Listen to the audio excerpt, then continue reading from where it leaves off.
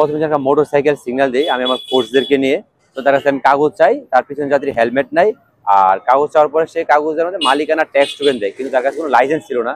তখন আমি তাকে বলি লাইসেন্স কোথায়, সে বলে লাইসেন্স নাই। আপনার লাইসেন্স তো আপনার একটা ফাইন মামলা হবে। তখন মামলা দিতে যখন যায় তার নাম জিজ্ঞেস করি, বললো রাফি। যখন আমি মেশিন নিয়ে মামলা দিতে চাচ্ছিলাম তখন সে রেগে যাচ্ছে। সে রেগে বলতেছে আপনার গাড়ি আমরা আটক করে দেন, মামলা দেওয়া যাবে না। তো আমি বললাম যে যদি আপনি নাম ঠিকানা না বলেন তাহলে আমাকে আটক করতে হবে গাড়ি। তা এই কথা বলে সে বলে আটক করে দেন। তো আমি আমার অফিসে জানাই, ঊর্ধ্বতন কর্মকর্তা সবাইকে জানাই। জানার পরে বলছি ঠিক আছে, নাম বলতে অনিচ্ছুক লিখে এটা একটা ব্যবস্থা নেন। তারপর আমি ওইভাবেই কাজ করতেছি। সে এই কাজ করার মধ্যে আমার বৈধ কাজের মধ্যে সে আমার ভিডিও করতেছে। তখন আমি বললাম যে আপনারা তো আমাকে ভিডিও করতে পারেন না, আমি এখানে বৈধ কাজ করতেছি, এক সাংবাদিক ছাড়া বা আমাদের প্রশাসন ছাড়া ভিডিও করতে পারবেন না, আপনি পাবলিক হিসাবে আমার প্রশাসনের কাজে আপনি এটা বাধা দিচ্ছেন। তো সে আরো রেগে যাচ্ছে, সে বলতেছে আমি পাবলিক, আমি কোনো পারবো না, অনেক কিছু পরিচয় দিয়ে সে অনেক রেগে যাচ্ছে। এক সময় সে হঠাৎ করে বলতেছে যে পুলিশের পোশাক চেঞ্জ হয়েছে কিন্তু আপনাদের মন মানসিকতা চেঞ্জ হয় নাই। তখন আমি বললাম আমি আপনার থেকে কি অন্যায় করলাম বলেন, আপনি লাইসেন্স ছাড়া চলতেছেন, তো আপনার এখানে চেঞ্জ হওয়া দরকার না। সে বলতেছে করে আমার ইচ্ছা, আমার জরুরি দরকার, আমি লাইসেন্স ছাড়া আসছি।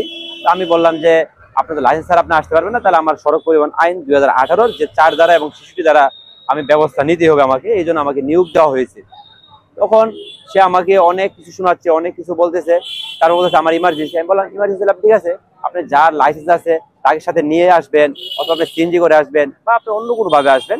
রাস্তায় এভাবে আসলে আপনাকে বা এটার জন্য এই সরকারি যে আইন আছে আইন অনুসারে আমি ব্যবস্থা নিতে হবে, আমাকে এটা আমার দায়িত্ব। কিন্তু সে খুব রেগে যাচ্ছে। এক পর্যায়ে সে রাগার পর্যায়ে আমাদের সাথে টুইটার ভাষা অনেক কিছু শুরু করছে। তারপরে আমরা গাড়িটা আটক দেওয়ার চেষ্টা করি। তখন আমি বললাম যে 3টা স্লিপ ছিল, আপনাকে যদি আমাদের যে এক স্লিপে রেখে একটা স্লিপ আমরা যে আর গাড়ি আটক করি তাকে দেই, আরেকটা আমরা হচ্ছে ডাম্পিং এ জমা রাখতে হয়, আরেকটা আমাদের কাছে থাকে। তখন আমি বললাম যে এই স্লিপটা আপনাকে নিয়ে যান, এটা প্রমাণ হিসেবে আপনি আপনার গাড়ির ডকুমেন্ট দেখায় গাড়িটা নিয়ে আসবেন ডাম্পিং থেকে। কিন্তু সেটা নিতে চাই নাই। এক পর্যায়ে সে নেয়, আমরা গাড়িটা আটক করি, কিন্তু আমাদের পুলিশদেরকে সে যা তা ব্যবহার করে এবং খারাপ আচরণ করে। ওই প্রেক্ষিতে আমি তাকে থানা নিয়ে যাই। পরবর্তী আমরা থানার মাধ্যমে ব্যবস্থা নিই।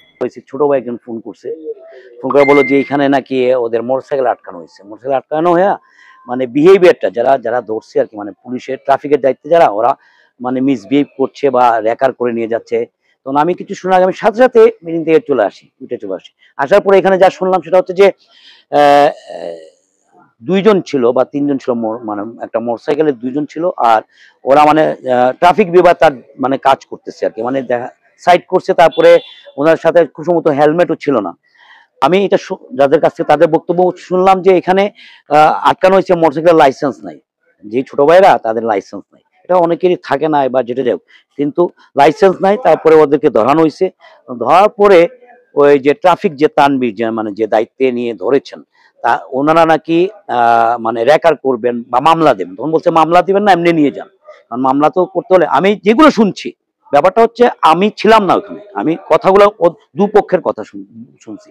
তারপরে জানলাম যে গাড়ি ওই সময় নেওয়া হয়েছে। তারপরে মানে ট্রাফিক বিভাগের ভাষ্যমতে যে ওনারা পরিচয় দিচ্ছে, ওনাদের দলীয় পরিচয় বা যেটাই পরিচয় হোক, বা এইভাবে বলছে যে আপনি এইভাবে পোশাক পরিবর্তন হয়েছে কিন্তু আপনারা মানে মনের পরিবর্তন হয় নাই, এইভাবে ভাষ্য। মিসকমিউনিকেশন, আমি যেটাকে বলবো এটার মেইন ঘটনা হচ্ছে মিসকমিউনিকেশন। এই মিসকমিউনিকেশনের মাধ্যমে এটা হয়েছে, এটা কথাবার্তার মাধ্যমে, এমন কিছু না যে এখানে খুব গালাগালি হয়েছে। এই জন্য দুপক্ষের কাছে আমি শুনি নাই। মানে বলছে আপনাকে আমি আপনার পরিবর্তন করতে হবে আপনার পোশাকের, বা একজন বলছে আরেকজন নাকি যে থার্ড পার্সন এখানে নেই, ওরা পায় নাই পরে, মানে পুলিশ প্রশাসন, যে উনার কারণে নাকি এগুলো হচ্ছে। কিন্তু যাদেরকে আনা হয়েছে তারা কিন্তু মেইন ফ্যাক্টর না, বাইশ অনুযায়ী মানে পুলিশের বা ট্রাফিকের বক্তব্য। তো আমি মনে করি এটা একটা সুন্দরভাবে সমাধান হওয়া উচিত।